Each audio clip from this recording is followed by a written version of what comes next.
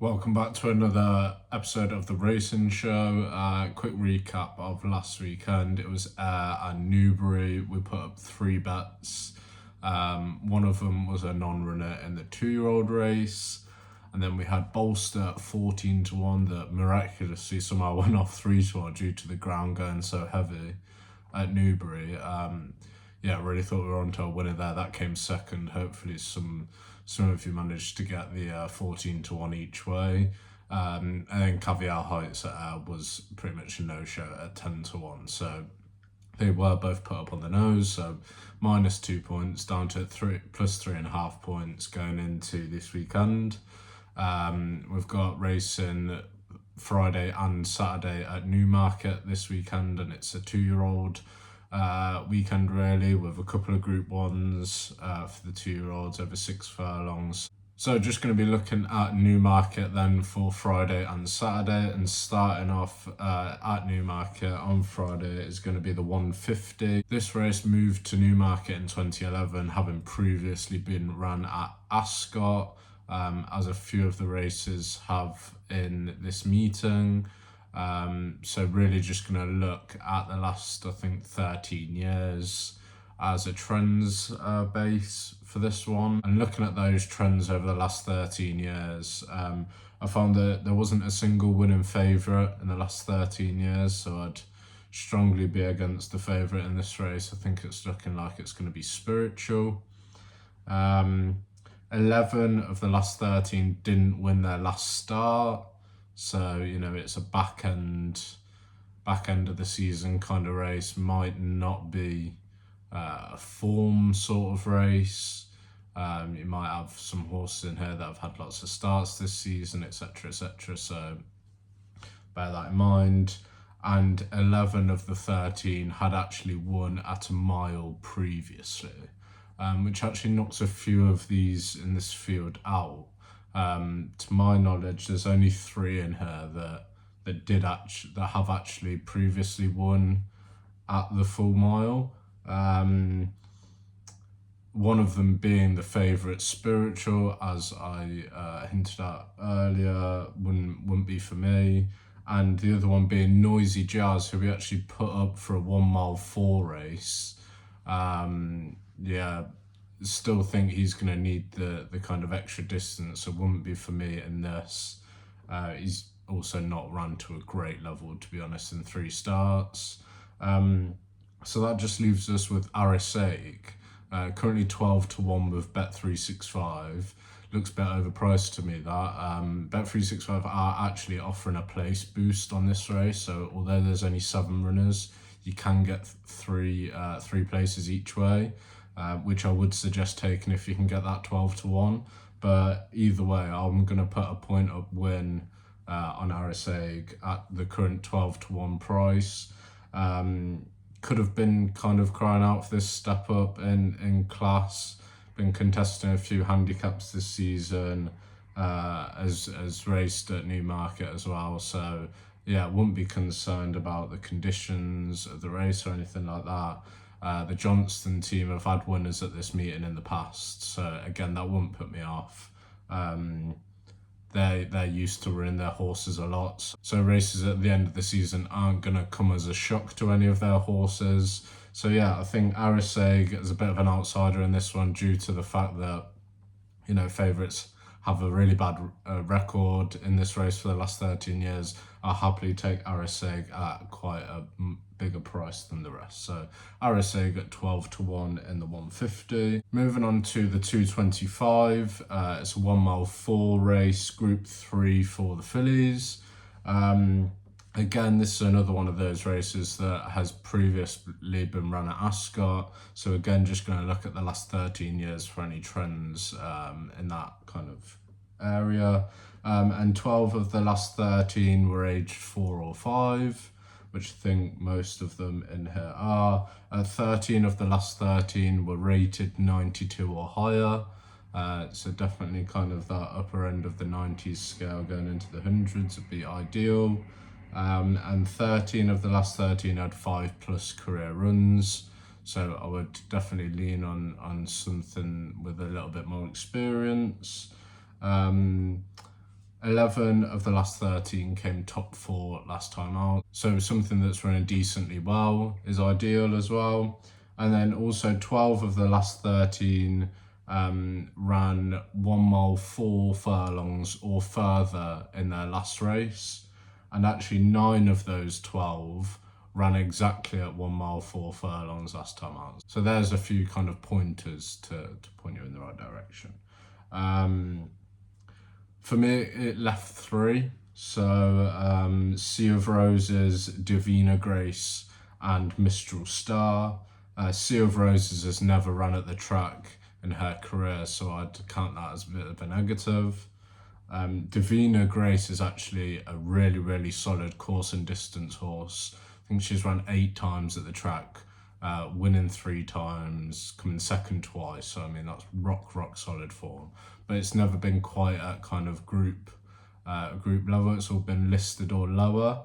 I'd actually one recent encounter with Mistral Star at Newmarket in a listed race. Saw Mistral Star beat her quite convincingly that day, and I would expect Mistral Star to be able to confirm her form over Divina Grace. We did put up Mistral Star in a race recently, the Park Hill at Doncaster, where she was a non-runner. I still like this horse. A lot of what I said for that race still applies here. It's still 1 mile 4. She's proven that she's good over the distance. She's run in some good races this year. Very consistent filly. More than happy to take her here at 4-1.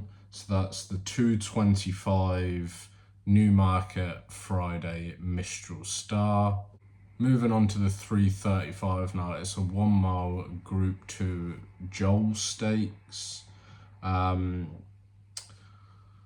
This is a more kind of historic Newmarket race, so we can look at kind of the last 10 years or however I wanted to look at it, but I thought 10 was the most appropriate for this. 8 out of the last 10 were top 2 in the betting, and it looks like Lead Artist is going to be the favourite here. 9 of the last 10 were won by 3 different jockeys. So Ryan Moore, Oisin Murphy and Jim Crowley have took the last 9, in fact, and 9 of the last 10. Only one of them rides her, and that is in fact going to be my tip, Task Force. As I said, Lead Artist looks like he's going to go off favourite here, kind of solid, beaten by Kinross last time, but a good group performer. But the second favourite, as I said, is quite often been split between the first or the second favourite in the last 10 years. And the second favourite's kind of up in the air for this one. There's a few that could take it. Don't think it'll be Ice Max because I don't think the ground will be soft enough. I don't think it'll be Poker Face because he's lost his last twice and hasn't been in great form. So I would be looking at Task Force to be that one that kind of gathers a bit of support and goes off second favourite. And the reason why I think this is because Ryan Moore's never jockeyed this horse before, and they've jocked up Ryan Moore for this one. So I think there's a clear tactic here. I think they want to get Task Force settled a bit better in this race. He did run in the 2000 Guineas on 3-year-old season debut. So they obviously think he could have been a Group 1 horse, or at least was working like one. He ran over 6 furlongs last time, so he's not short of speed. I think they just need to settle him a little bit better. They need to get him bounced out early, but not too keen. And I think Ryan Moore is the perfect man for the job. I can see this horse going off second favourite, so therefore I'm going to take the 11-2 currently available on Task Force in the 335 Joel Stakes at Newmarket. That's Friday done. Let's take a little look at Saturday's racing. And firstly, we're going to take a look at the Royal Lodge Stakes. It's a Group 2 for 2-year-old colts and geldings. Just one little trend I looked at for this one, and it was the 9 of the last 12 winners of this won their previous race. Definitely looking towards the few informed horses coming into this race, and I think there's a handful here. But going to keep it short and sweet and simple for this one. Going back to a horse we tipped up a few weeks ago at Haydock, it's going to be Luther. Thought he was really impressive that day. Put to bed some nice horses, but it was never really a contest, to be honest. He did what I thought he'd do, confirm his form on slightly worse ground. We could get slightly worse ground again here. We could get a little bit more improvement. This is going to be his fourth race of the season. 1 at 7 furlongs, 2 at a mile, so the third race at a mile. He's brilliantly bred, give and take. Frankel, Cole, give and take, had a couple of decent performers. Frankel obviously gets almost the most out of his progeny. A very, very good performer, and I think Luther has got a chance of being Charlie Fellowes' kind of best 2-year-old to date. He's entered in the Futurity at Doncaster at the end of next month. So I think Charlie thinks he's a good horse. I think he's a good horse. He's got the best formers in this race. He's the only one to have posted double RPRs in the hundreds. He's the only horse in the race that's posted 100 RPR. And of course he's done it twice. So yeah, I think he's really solid here. Luther in the Royal Lodge, and that's the 150 on Saturday, Luther, and that's currently 5-2. And then moving on to the other race that I'd like to look at for Saturday, I'm not going to have a bet in the Cheveley Park Stakes. It's not been a great race for favourites, but I think Babouche, who is currently the favourite, is rock solid. Not really going to get involved in that. The trends kind of sway me away. I love Lake Victoria, but she only recently ran against Bedtime Story in Ireland. She won that race. I don't think Aidan's going to run her again, to be quite honest. Heaven's Gate is good from the front. If it was better ground, I'd be tempted by her, just because I know that she will pop out and she will make it a tough test. But she's probably a lot better though. But yeah, no bet in that one for me. So moving on to the Middle Park, which is the other Group 1 on the card. 6 furlongs for the Colts. Yeah, so just some quick trends. Just one real obvious one for me was that out of the last 10 winners, 7 have been rated 111 or higher. And one of the ones that wasn't only had 2 starts and was unbeaten. So you can kind of take into account that could have easily been a 110 rated horse prior to winning that race. It really just leaves the 2 Aidan O'Brien winners, really, Henry Matisse and Whistlejacket. Henry Matisse isn't going to run here. They're not going to drop him back to 6. He's going to stay at 7. Whistlejacket's going to be the one for Aidan here. He's been rock solid all season. Started over 5 furlongs, went to Ascot, went off odds on favourite at Ascot for a Group 2 and got beat. But it's been good since. Went to Newmarket, 6 furlongs. So course and distance form in the bag. Has won twice, the last 2 times on good to soft. So any rainfall would be a bonus. I just think he's a lot better than all the other horses in this race, to be quite honest. 4 of the last 6 winners went off favourite as well. So again, that doesn't really put me off the fact that he's currently evens.